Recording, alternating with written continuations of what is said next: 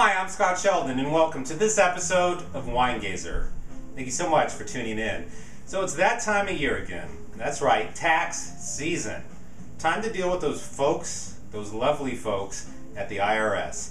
So wanted to do a special episode to commemorate that wonderful occasion and to guide you, to help you through the process, depending upon whether you owe money, breaking even, or getting a fat return. Maybe what kind of wine you should open up to celebrate if you're not sure. So let's get started. I wanted to kick things off to celebrate those people that are getting a fat return, a nice little check from the IRS. I'm going to do a sparkler from Hungary, 2009, Király Udvar, and this is their Peshka blend, which is comprised of 87% ferment and 13% Herzelevu, and rolls in at $27 US, 13% alcohol, 600 cases produced, estate fruit coming from the Henya vineyard, and 100% Hungarian oak, and first fermentation done on all natural yeasts. And this is produced in the traditional method, as a lot of the wines, sparkling wines from Champagne are. Got a little shot at this label. So I just wanted to go a little nerdy for you guys. Instead of recommending you go buy, that French champagne in the bright yellow label that you see on these big towers of displays in Costco and Bevmo, you know what I'm talking about. So I just want to get a little geeky up in here, so hope you don't mind. Give it a pour. So I got this cold, that's the way we drink them. I'm not really down for doing it at room temperature like some people like to when they're critiquing white or bubbly wines. Nice pale lemon goldish color. Give it a smell. This is a total smorgasbord of citrus fruits, lemon, lime, tangerine, also some wonderful fresh green apple that's kicking through. Really nice. You got a real wonderful sweet pickled ginger component coming through. Some nice crushed wet rock. You got some minerality and a little bit of yeastiness. Really nice nose on this wine. I like what's coming through. Let's give it a taste.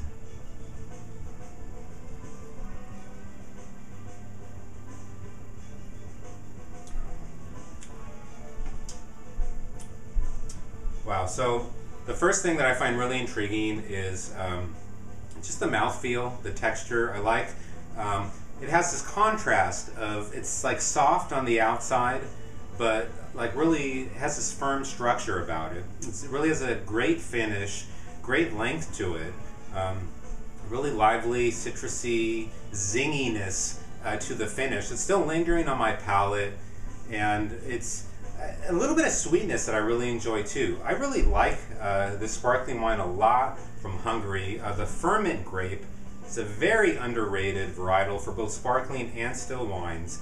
So you nerds out there, definitely you want to check that out. I'm going 3.5 out of 5 stars. Great start to the show. If you got a fat check this one out. Let's go on with wine number 2. Okay, so for you folks who are just breaking even, I wanted to pick something that's $15 to $20. So we're going to go to southern Rhone Valley of France for a 2010 Rasteau coming from Domaine La Collerie. 80% Grenache, 10% Mourvèdre, 10% Syrah, rolling in at $20, 15% alcohol. Robert Parker gave it a 91 to 93 point range. George Perrault is the wine producer, or vigneron as they call them in France. It's interesting, they don't actually have an exact name for winemaker in France. They don't feel like they really make the wine. The nature makes the wine. They just kind of guide it through the process. So again, look at the label. This is brought in from Eric Solomon, a great importer of French wines and wines from elsewhere. And so Rasteau, if you're not familiar, it's one of the 18 villages or villages from the Côte-du-Rhône villages that have earned the right to put the name of their village on the wine bottle. Excuse me. The rest of them, they can only put Côte-du-Rhône village on the label. And so it's basically like, the cruise of Côte du Rhône, or just like in similarity when you look at Beaujolais, the Cru Beaujolais. I think it's the same thing. So it's just kind of an elevated status. It doesn't guarantee quality. However, there's a lot of character and a lot of really extraordinary quality to be found in a lot of these Village Cru wines from the Côte du Rhône. And a lot of them are well under 50 bucks. Some of them, you know, $20, $30. We have one here for 20 bucks.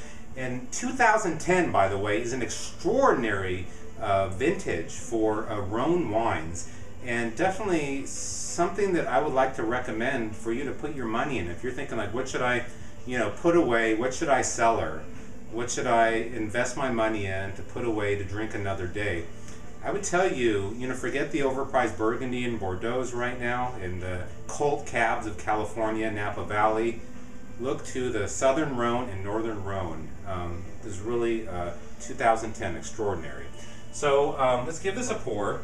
So I'm playing around with glasses a little bit today, just, you know, nerding it up. We've got a little different take here, a little Burgundy style glass. It's been open for about an hour, maybe a little bit less.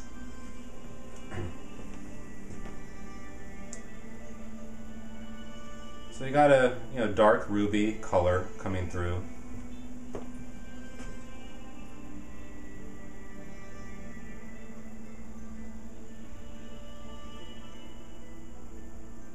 There's definitely a real minerality and funkiness about this wine, which I really like. It's very smoky, it's very gamey, meaty.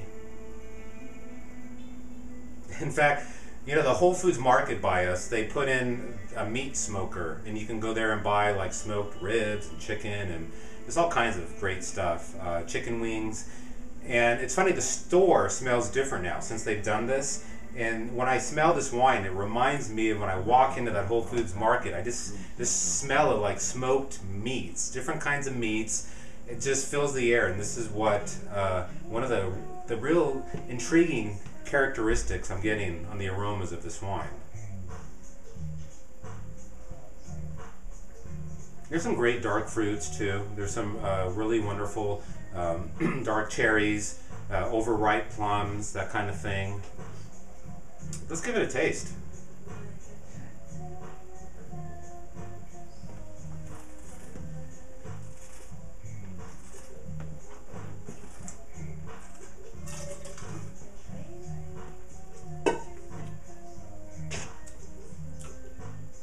This wine's got a great texture. I really like the weight that it has on the palate, the like velvet-like feel.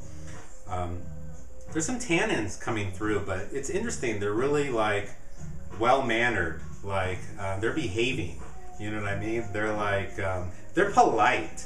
They're not getting anyone upset. They're just there, you know, providing a little structure, and it's going to help the ageability of this wine as well. There's some great red fruit coming through. You got some nice red raspberry I was picking up.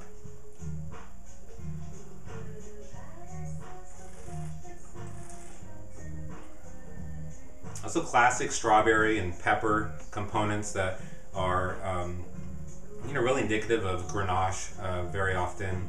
And I really love that combination.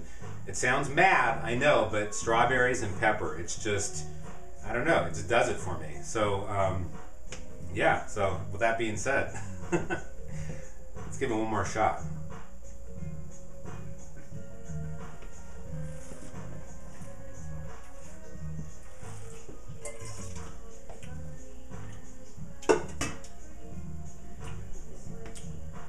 Yeah, and you know, it's also, there's like a dustiness actually on the palate. You know, it's kind of rustic, and that's nice. I like that. And I think it's a wonderful example of what, you know, 20 bucks can buy you from the Southern Rhone Valley.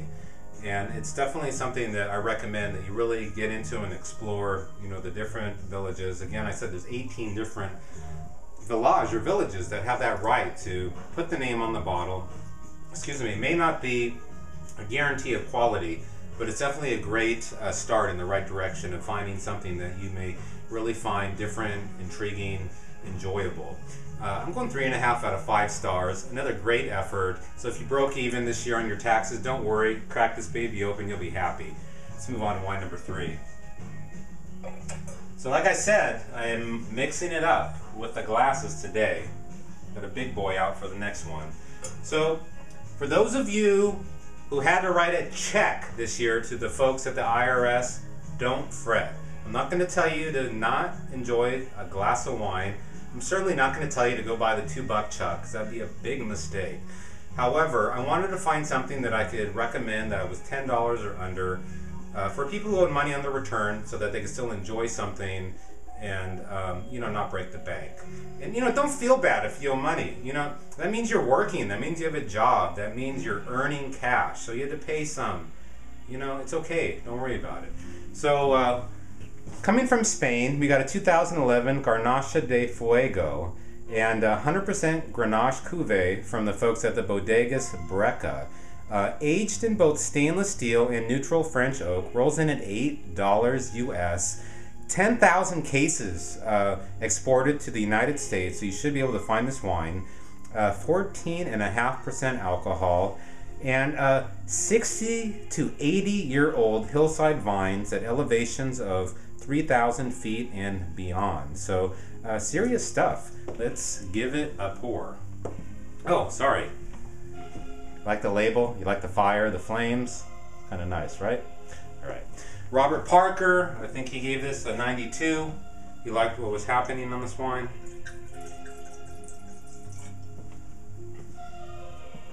All right. It's got a dark, opaque purple color coming through. Let's give it a smell.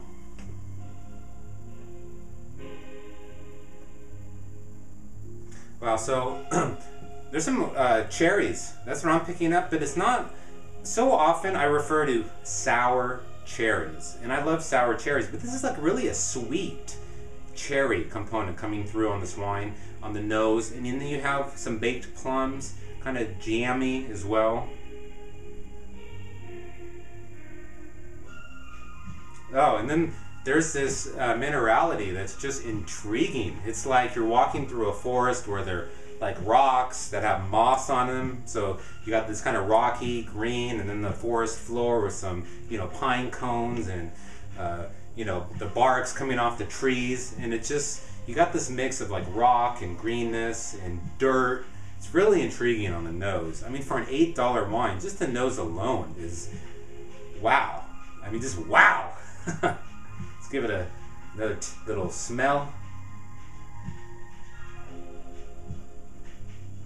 And yeah, there is some alcohol coming through. I mean, it's 14.5%. This is not a shy wine by any stretch of the imagination. But hey, you're paying money to the IRS. It's okay. Let's give it a taste.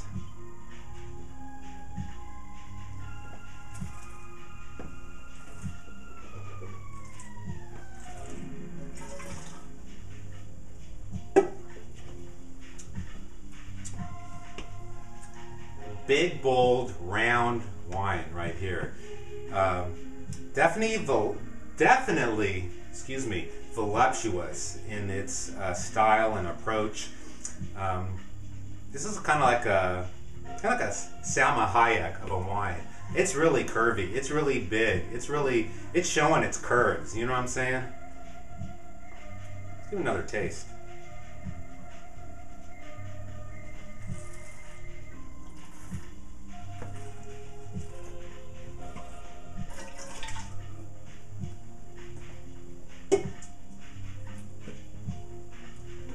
Tannins have a nice grip on this wine, very aggressive. There is a lot of alcohol coming through, a lot of bright, dark fruit though. Interesting. And that minerality is carrying through onto the palate. When I think of this wine, I got 4 words for you. Fire up the grill. Throw something on it. I don't care if it's a steak, chicken, vegetables, whatever. This it would be a tremendous match, basically with charred food. That's big cheeses would be a tremendous pairing as well. I'm going 3.5 stars on this wine as well. I mean, basically, it's been consistent with the scoring. But I think these are all solid efforts, and especially, I mean, for the price point, this is phenomenal. So I hope I helped you somehow, you know, depending upon your situation with the IRS. If you're getting money back, breaking even, excuse me, or owing some money perhaps, or getting a fat return, whatever your situation, I think we have a wine here that would suit your need. So I think this one on the Grenache blend, you could definitely keep it for, you know, 5 to 6 years. The Rasteau is enjoyable now, will improve in the next probably 2 to 3 years, and you could easily keep it 10 years in your cellar. And the Champagne, excuse me, Sparkler from Hungary is ready to go now. So thank you so much for tuning into the show, and hope you enjoyed it. Thanks for following the blog, following me on Twitter and Facebook. I really, really appreciate it. I want to say thank you so much for all the followers out there. And please leave a comment below. You know, what's your current situation with the IRS, and what are you going to drink to celebrate? So, till next time, cheers.